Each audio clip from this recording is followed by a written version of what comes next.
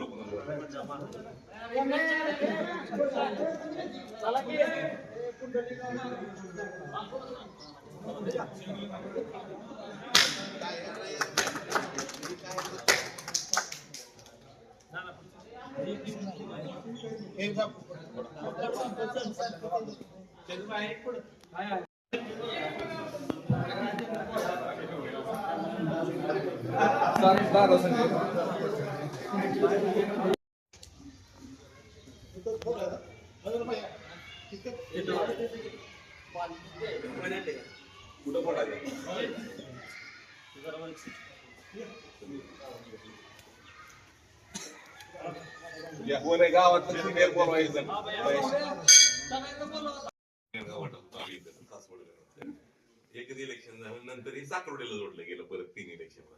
आणि आता परत ह्यावेळेस सुरवडीत आलं.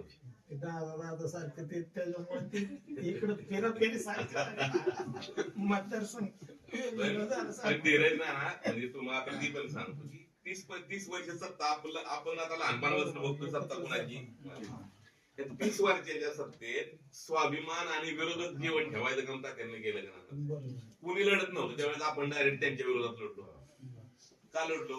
विरोधात आहे जर थोडं ताकदीनं उभं राहिलं नसतं तात्यांना तेवढी ताकद दिली नसती किंवा तात्यांना स्वतः लढायला नसती माहिती होतं ना आम्हाला. आपण हत्तीशी लढलो प्रत्येक वेळेस. संजीवाशी लढलो शिवाजी जयाशी लढलो 2-2 वेळा फाईट झाली जिल्हा परिषद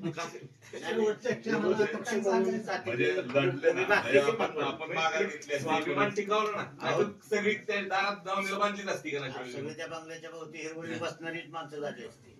तात्या एकमेव होते की एवढ्या मोठ्या राजेशाही लक्ष देण्याचं त्यातनं कामावलं काय स्वाभिमान राहिला. अगोदर हिंदूराव नेत्यांनी सुद्धा रामराजांना टक्कर पहिल्यापासून दिली काही नसताना सुद्धा खासदार तालुक्यात दिलं होतं. आपल्या भागात लोक जिल्हा परिषद पंचायत समिती ग्रामपंचायत असतील ह्याला आपण तेवढं ठेवलं नसतं. हॅलो या गावातून काम करायचं. मी ग्रामपंचायत सदस्य 5 वर्ष मला नानाची बाईट आली की तुमची सुद्धा तुमची बाईट झाली मी दानाची रणांगणाला हो अजून सुद्धा देणारच.